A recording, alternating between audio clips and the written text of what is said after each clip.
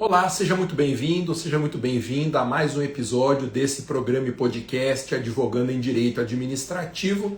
Eu sou o professor Alexandre Mas e nós estamos numa série de lives e podcasts sobre advocacia contra planos de saúde. E hoje nós temos a honra de receber uma vez mais o doutor professor Fabrício Bolzan, ultra especialista em advocacia contra planos de saúde. E já fez a solicitação para participar. Sem mais delongas,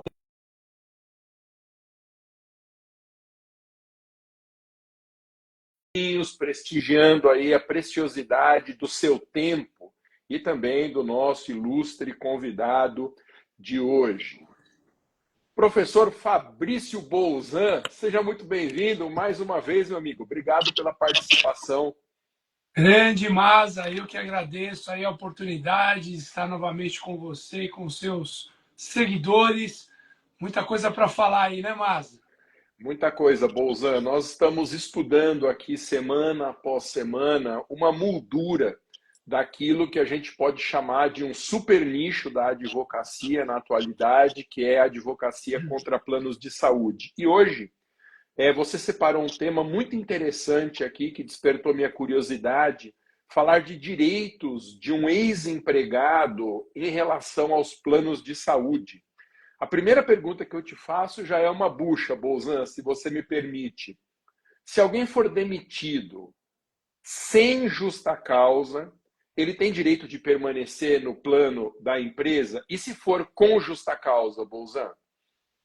Então, Masa, quando nós falamos no direito do consumidor nessa área de plano de saúde, a gente tem que lembrar primeiro que não aplicamos apenas o Código de Defesa do Consumidor. Existe aquilo que a professora Cláudia Lima Marx chama de diálogo das fontes, trazendo do direito alemão, do Eric Jaime, que é exatamente estabelecer a aplicação e a conformidade de todas as leis que existem em benefício do sujeito de direitos, no caso, o consumidor. E sobre esse tema de plano de saúde, nós temos também a Lei 9656 de 1998, que disciplina essa relação entre consumidor e planos de saúde. E lá no artigo 30 da lei, fica muito claro que o consumidor que contribuir de alguma forma para o pagamento do plano de saúde, ele tem direito à permanência diante da rescisão ou exoneração do contrato de trabalho sem justa causa.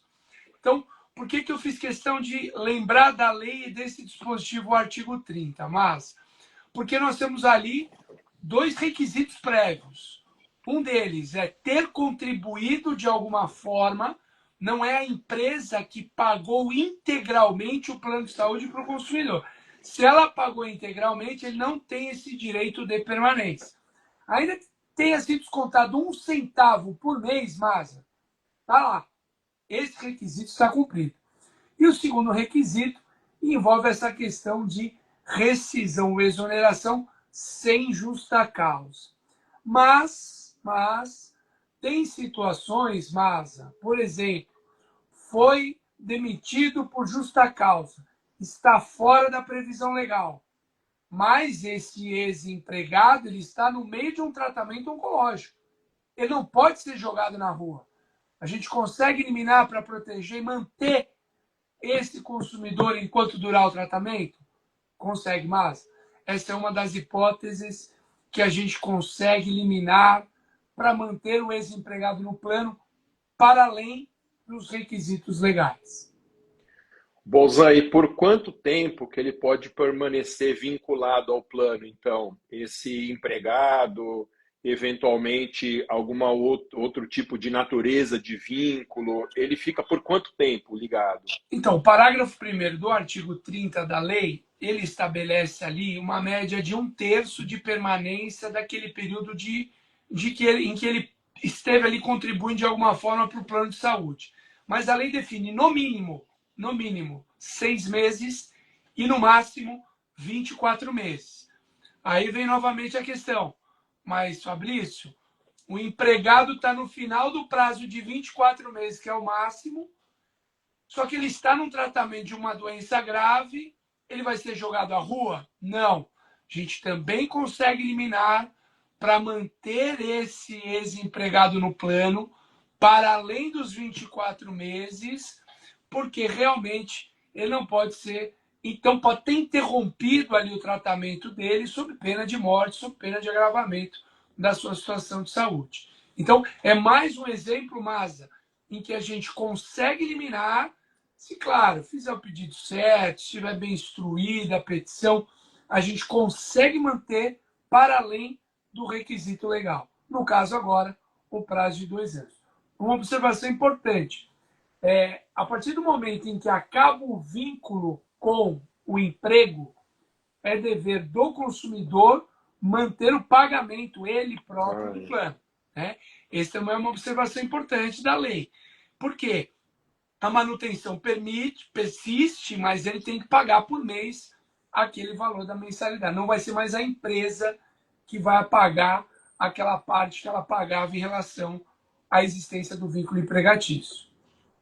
Esse assunto de hoje que você escolheu, Bolzan, ele é muito interessante e eu tinha até algumas falsas impressões antes de assistir a sua live aqui.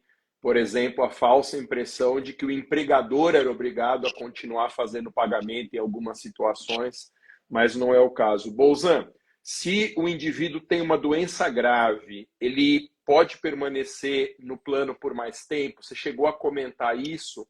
A pergunta que eu faço é, se ele tiver uma doença grave e não efetuar o pagamento do plano, como que fica a situação dele? Aí fica mais difícil, Masa, porque quando a gente fala em qualquer ação contra plano de saúde, um dos documentos obrigatórios para a gente demonstrar para o juiz e conseguir eliminar é o vínculo em dia de pagamento com aquele plano de saúde. Então a gente sempre pede ali 3 últimos comprovantes de pagamento dos 3 últimos boletos. Então, para eu entrar com a ação contra o plano, tem que ter um vínculo. O vínculo tem que estar em dia.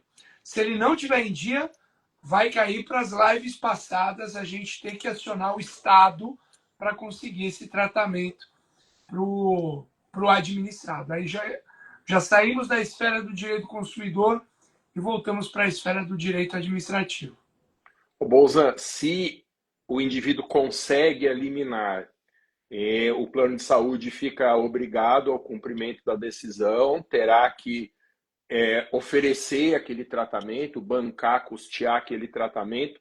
Se no meio do tratamento o consumidor para de pagar, a liminar é cassada? É isso? Muito provavelmente ele vai perder essa liminar, Masa, porque o vínculo entre eles estará cindido. Então, muito provavelmente, se entrarem, porque leva um tempo, né, Masa, até o financeiro chegar a informação, bater no jurídico, passar aquele prazo de pelo menos 60 dias, né, que é um prazo da lei também de dever de manter o consumidor diante do atraso no pagamento, diante do não pagamento do boleto, tem um prazo ali de 60 dias.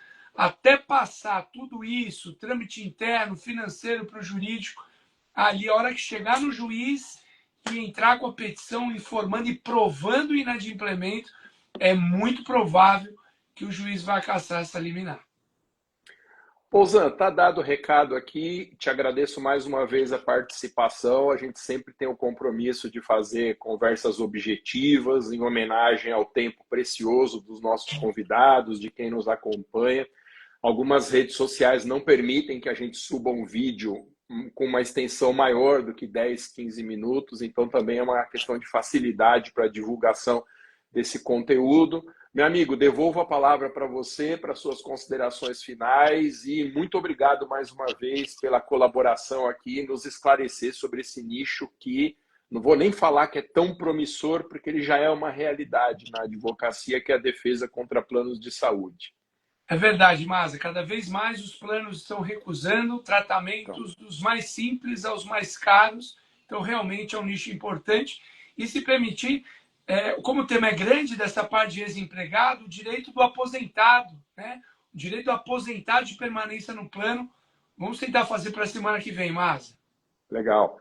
Obrigado, Bolzan. A gente se vê na próxima oportunidade. Se Deus quiser, semana que vem estamos falando novamente desse nicho aí. Então, esse foi mais um episódio do programa e podcast Advogando em Direito Administrativo, mais uma vez com a honra de receber o professor doutor Fabrício Bolzan, ultra especialista em defesa contra planos de saúde. Ele que é doutor e tem livros publicados em administrativo, consumidor, é uma autoridade indiscutível aí na matéria. Valeu, gente! Até a próxima, abraço, tchau!